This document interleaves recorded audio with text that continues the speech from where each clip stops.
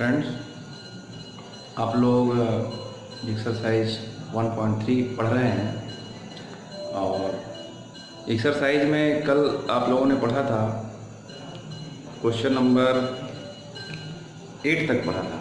Question number 8 तक पढ़ा था। अब क्वेश्चन नंबर 8 के आगे हम कंटिन्यू चल रहे हैं, क्वेश्चन नंबर 9 से स्टार्ट करते हैं। तो फ्रेंड्स, आप लोग मैथ्स पढ़ रहे हैं और हम चाहते हैं मैथ्स आपको ईजिली समझ में आए।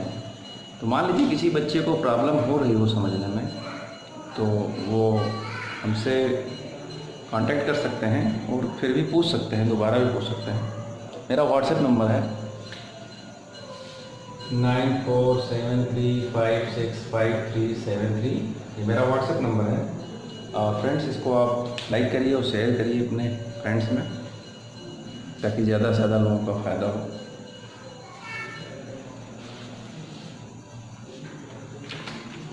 Question number 9। Now start question number 9 में ये है, क्वेश्चन नंबर 8 की तरह है। Consider f such that R star नहीं R plus tends to -5 to infinite। ठीक है, given by function f x equal to 9x² + 6x - 5। ठीक है, ये क्वेश्चन है। So that f is invertible with f inverse y। आपको क्या show करना है? So that f is invertible. Invertible का मतलब क्या हुआ? 1 1 एंड ऑन टू दिखाना है इसको। और क्या करना है? विथ f इनवर्स y, मतलब आपको f इनवर्स y का वैल्यू जो लाना है वो ये लाना है, रूट में y + 6 - 1/3 ये लाना है आपको। ठीक है, कोई दिक्कत नहीं। क्वेश्चन कल की क्वेश्चन नंबर 8 की तरह है। प्रीवियस वीडियो अगर आप देखे होंगे समझ में आ जाएगा। ठीक है, तो स्टार्ट करते हैं क्वेश्चन को। तो ये क्वेश्चन इंपॉर्टेंट भी है, ऐसे भी इंपॉर्टेंट है क्योंकि इसमें 1 1 दिखाना थोड़ा सा स्टैंडर्ड है। देख लीजिए कैसे। तो यहाँ हम स्टार्ट करते हैं। Let x1 x2 belongs to r plus positive real number. r plus का मतलब क्या हुआ? Positive real number. ओके, तो आप 1 1 के रूल में आप जानते हैं, 1 1 के रूल में क्या होता है? f(x1) = f(x2). This implies x1 = x2 दिखाना होता है। तो x1 के लिए हम लोग क्या करते हैं? x के प्लेस पे x1 पुट कर देते हैं। Therefore 9x1² + 6x1 - 5। f(x2) के लिए यहाँ पर x के प्लेस पे x2 पुट कर देते हैं, तो 9x2² + 6x2 - 5। तो थोड़ा सा मुश्किल है क्योंकि इसमें जल्दी से कटेगा नहीं। मान लो आप -5 से -5 कट कर देंगे, बाकी तो नहीं कटेगा। तो बाकी के लिए एक रूल, सिंपल सा रूल है। रूल का मतलब यह है, फैक्टर का रूल है। 6x1 + 1 = 9x2² + 6x2 + 1। यहाँ आप लिख सकते हैं ऐड +1 इन बोथ साइड। मतलब आपने दोनों साइड में क्या किया? +1 को ऐड कर दिया। तो क्यों ऐड कर दिया? हमने कहा ना फैक्टर का रूल है। क्यों ऐड कर दिया? इससे आपको 3x1 + 1 का होल स्क्वायर मिल जाएगा। चेक कर लीजिए, a² + b² + 2ab, 2 3 जा 6x1। ओके, यहाँ की तरफ उसी तरीके से बन जाएगा, इधर बन गया, इधर भी बन गया। अब हम क्या करेंगे? स्क्वायर बोथ साइड एलिमिनेट कर देंगे, प्लस का वैल्यू आ जाएगा क्योंकि हम पॉजिटिव रियल नंबर लिए हैं। x1 x2 क्या लिए हैं? Positive real number. तो 3x1 + 1 = 3x2 + 1 आ जाएगा। +1 से +1 भी कट जाएगा, 3 से 3 कट जाएगा। क्या मिला? x1 = x2 मिल गया। देयरफॉर हम लिख सकते हैं f इज 1 1। f इज क्या है? 1 1 है। समझ में आ गया होगा, 1 1 है। अब जैसे ही हम ऑन टू दिखाएंगे वैसे ये भी आ जाएगा। एक साथ दोनों प्रूफ होता है, हम आपको पहले बता चुके हैं। तो अब इसके लिए ऑन टू चेक करते हैं। आइए ऑन टू चेक किया जाए। तो ऑन टू के लिए यहाँ देख लेते हैं, इसको रब कर देते हैं ये वाली लाइन। देखिए, for onto for onto के लिए क्या करना होता है, फंक्शन को लिखना होता है सबसे पहले, fx equal to 9x square plus 6x minus 5, कोई दिक्कत नहीं। fx रिप्लेस में y लिखना होता है, 9x square plus 6x minus 5, अभी कोई दिक्कत नहीं। y को उस साइड में ले जाइए, इसको लिखेंगे r, 9x square plus 6x minus, अगर हम कॉमन ले लें तो ये y प्लस 5 आ जाएगा equal to 0। This is a quadratic equation, it's quadratic equation. मतलब आपको ऑन टू में क्या करना होता है, x का वैल्यू y के टर्म में निकालना होता है। तो बस सिंपल है, क्वाड्रेटिक लगा दीजिए, x का वैल्यू y के टर्म में आ जाएगा। चेक करते हैं कैसे, देखिए अब आप जानते हैं क्वाड्रेटिक इक्वेशन का श्रीधराचार्य रूल क्या होता है, x equal to minus b plus minus under root b square minus 4ac upon 2a होता है। क्वाड्रेटिक इक्वेशन का श्रीधराचार्य रूल यही होता है। अब यहाँ से x का वैल्यू जरा सॉल्व करिए तो क्या आएगा, माइनस बी तो माइनस 6 आ जाएगा, ठीक है। माइनस बी की जगह क्या आ रहा है, 6 आ रहा है। प्लस माइनस तो प्लस ही लेंगे, माइनस नहीं लेंगे। क्यों नहीं लेंगे माइनस, क्योंकि ऑलरेडी हमें पॉजिटिव रियल नंबर ही लेना है। तो प्लस अंडर रूट लिया, बी स्क्वायर मतलब 36 माइनस 4 ac, a मतलब 9 और c मतलब माइनस y प्लस 5। तो ये जो माइनस है इसको प्लस कर देगा और यहाँ लिख दीजिए y प्लस 5 अपॉन 2a, तो 2 इंटू 9 कर सकते हैं, ठीक है। इसको और सॉल्व करेंगे तो क्या आ जाएगा, इसको जरा इधर आके देखिए, x equal to minus 6 plus minus, देखा जाए तो 36 यहाँ 36 यहाँ, तो 6 कॉमन हो जाएगा। अंदर में क्या बचा, 1 प्लस y प्लस 5 बचा अपॉन 2 इंटू 9 18 बच गया, ठीक है। तो इसको अब यहाँ देखिए आप,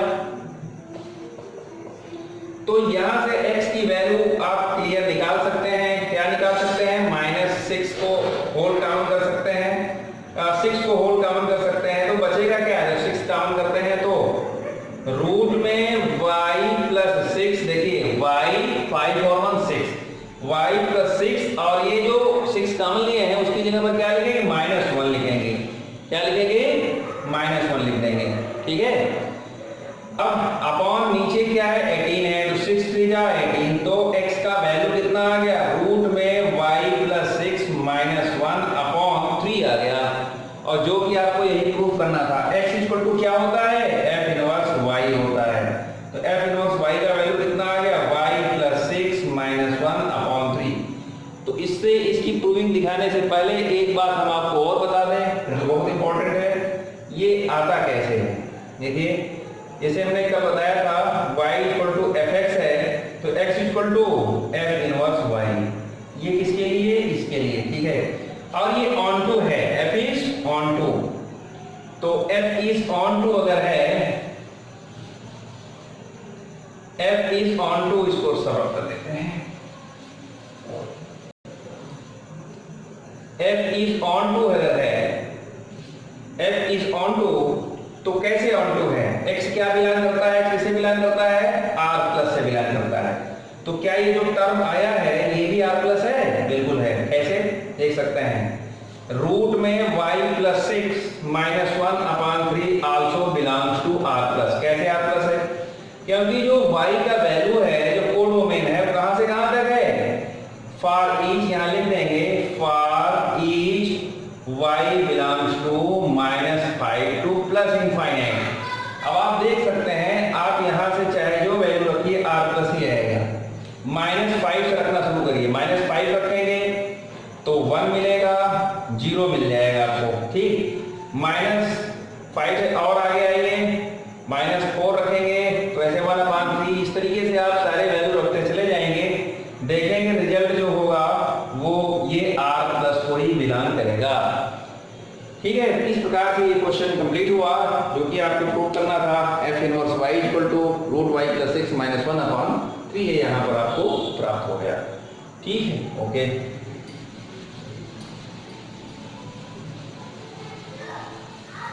अब नेक्स्ट क्वेश्चन की तरफ चलते हैं। क्वेश्चन नंबर 10 देखते हैं। 10 को देखिए, और क्वेश्चन नंबर 10 में क्या लिखा है उसको हम पढ़ते रहिए। क्वेश्चन नंबर 10 में है let f x to y, let f x to Y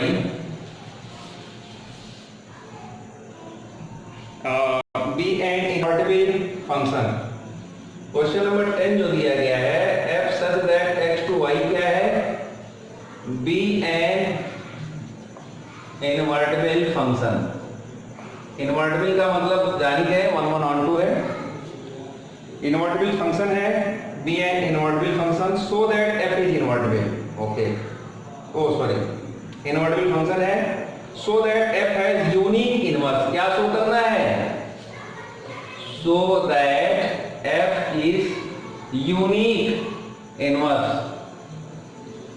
inverse का मतलब होता है, वैसे भी आप जानते हो इनवर्स यूनिक ही होता है, लेकिन आपको शो करना है। किसी भी फंक्शन का जो इनवर्स होता है वो यूनिक होता है, यूनिक। तो इसी को आपको शो करना है। कैसे शो करेंगे बताते हैं, ठीक है। तो स्टार्ट करते हैं। यहां पर यूनिक, जब भी आपको यूनिक इनवर्स शो करना हो तो ऐसे कंडीशन में आप मान लेते हैं let G1 and G2, let G1 and G2 be two inverse of है। आपको हम बता चुके हैं ऑलरेडी कि जो G होता है वो इनवर्स होता है, इनवर्टिबल की डेफिनेशन में बता चुके हैं। जो G होता है वो F इनवर्स होता है। हमने यहाँ G1 एंड G2 को मान लिया F इनवर्स के बराबर, मतलब G1 और G2 क्या है, दो इनवर्स है। ध्यान रहे ये प्रूफ जो है नेगेटिव टू पॉजिटिव प्रूफ करना होता है। जैसे इस तरीके के आप तमाम प्रूफ किए होंगे, जैसे आप बेसिक में पढ़े हुए क्लास 9 10 में, उसमें होता था आप प्रूफ करिए कि √2 इरेशनल नंबर है।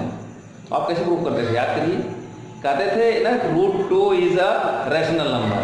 अब √2 रैशनल नंबर मान करके उसको जब आगे प्रूफ करते थे तो आ जाता था कि भाई पॉसिबिलिटी रैशनल नंबर की कुछ आ नहीं रही है, तो इसलिए ये रैशनल नंबर है। सेम लाइक यहाँ भी थोड़ा सा कॉन्सेप्ट वही है कि हमने क्या मान लिया, भाई कह रहा है कि यूनिक इनवर्स होता है। यूनिक मतलब केवल एक इनवर्स होता है। हमने क्या मान लिया, माना इसके दो इनवर्स हैं। कौन कौन, G1 और G2। तो वन वननेस की जो प्रॉपर्टी है, बाई वन वननेस प्रॉपर्टी मतलब एक ही प्रॉपर्टी जो है, वन वननेस की प्रॉपर्टी जो है वो ये कहता है कि फॉग वाई होता है ना भाई, 1 1 ऑन 2 दिखाने के लिए आप क्या दिखाते हो, गॉफ को IH दिखाते हो, फॉग को IY दिखाते हो, ठीक है। तो फॉग वाई होगा और IY आएगा ही। यहाँ G1 कर दीजिए भाई, दो इनवर्स हैं G1 और दूसरे को कर दीजिए G2। IY का मतलब आइडेंटिटी ऑफ वाई। इनवर्टिबल के डेफिनेशन में ये दोनों चीजें थी, G के लिए भी था, ये भी था। आप इसको देख चुके हैं इनवर्टिबल के डेफिनेशन में कि गॉफ को हमें IX दिखाना होता है और फॉग को क्या दिखाना होता है, IY। किसके लिए, F such that X to Y के लिए। तो यहाँ भी कंडीशन यही है, F such that X to Y, तो ये IY होता है, ठीक है। अब आगे बढ़ते हैं। तो फॉग Y1 अब आप इसको लिख सकते हैं, और fog Y G1 equal to FO G2 of Y लिख सकते हैं, कोई दिक्कत नहीं, ठीक है। इसको ये भी लिख सकते हैं, दिस इंप्लाइज, आप कंपोजिशन ऑफ मैपिंग लगा दीजिए, G1 Y is equal to F of G2 Y, कोई दिक्कत नहीं, ये भी लिख सकते हैं। और आगे बढ़ते हैं। अब यहाँ पर दोनों साइड में फंक्शन है, आप चाहें तो दिस इंप्लाइज दैट इसको ये सेटिस्फाई किससे है, G1 Y equal to G2 Y भी लिख सकते हैं, और यहाँ और लगा दीजिए, ठीक है। G1 Y equal to G2 Y भी लिख सकते हैं। अब G1 इक्वल टू G2 भी लिख सकते हैं, और G1 इक्वल टू G2 भी लिख सकते हैं। अगर दो फंक्शन इक्वल है इस तरीके से G1 इक्वल टू G2 भी लिख सकते हैं। तो कहने का मतलब ये हुआ, ये थ्योरम आपका प्रूफ हो चुका है, थ्योरम प्रूफ हो चुका है कि अगर G1 G2 दो अलग अलग फंक्शन हैं, किसके इनवर्स के, हमने शुरू में क्या माना, G1 and G2 be two inverse of है, टू माना है, टू का मतलब दो अलग अलग इनवर्स हैं, F के दो अलग अलग इनवर्स हैं। अच्छा, ये तो आपने मान लिया बहुत आसानी से, लेकिन यहाँ आया रिजल्ट क्या आया, रिजल्ट ये आ गया कि G1 और G2 तो अलग अलग नहीं है, बल्कि दोनों ही क्या आ रहे हैं, सेम आ रहे हैं, सेम आ रहे हैं। तो इस प्रकार आप लिख सकते हैं देयरफॉर, जैसे प्रीवियस क्लासेस में लिखते थे 9th 10th में, तो यहाँ पर क्या लिखेंगे, आवर एजम्पशंस इज रॉन्ग, मतलब जो हमारी कल्पना थी वो क्या है, रॉन्ग है। आवर एजम्पशंस इज रॉन्ग, तो सही क्या है भैया, मतलब जो आप माने थे कि G1 G2 दो इनवर्स है वो रॉन्ग है, तो सही क्या है, therefore F has only one inverse, only one inverse, मतलब F का केवल एक ही इनवर्स है, ठीक है, ये दो नहीं है। इस तरीके से क्वेश्चन हुआ। अब क्वेश्चन नंबर 11 मैं आपको देता हूं करने के लिए। क्वेश्चन नंबर 11 आप स्वतः करिए, क्योंकि उसमें कुछ है नहीं, बस F इनवर्स पूछा है, तो F इनवर्स के अगर F 1 2 3 दिया गया है तो F इनवर्स के साथ ABC 10 2 1 2 3 हो जाएगा, डू योरसेल्फ। तो इस क्वेश्चन को आप स्वतः कर लीजिए। क्वेश्चन नंबर 12 हम बताते हैं कि 11 और 12 सेम है। तो क्वेश्चन नंबर 12 आप देखिए। क्वेश्चन नंबर 12 में क्या देता है कि F इनवर्स का इनवर्स, जैसे आप फर्स्ट ईयर में पढ़े थे कि ट्रांसपोज, फर्स्ट ईयर के सेट में आप पढ़े थे कि complement of complement is equal to without complement. इसी तरीके से यहाँ भी इनवर्स ऑफ इनवर्स क्या होता है, F होता है, ये प्रूफ करना है। क्वेश्चन नंबर 12 में क्या करता है, F x2y दिया गया है, ठीक है, B एंड इनवर्टिबल फंक्शन, क्या है ये, इनवर्टिबल फंक्शन है। इनवर्टिबल मतलब समझ जाया करिए, इसका इनवर्स भी निकाला जा सकता है 1 1 and 2, इनवर्टिबल फंक्शन है। So that the inverse of F, क्या शो करना है, inverse of F is F। सीधे सीधे मैं लिख देता हूं, to prove that F inverse of inverse is equal to F, ये शो करना है, वेरी इंपॉर्टेंट, बढ़िया क्वेश्चन है।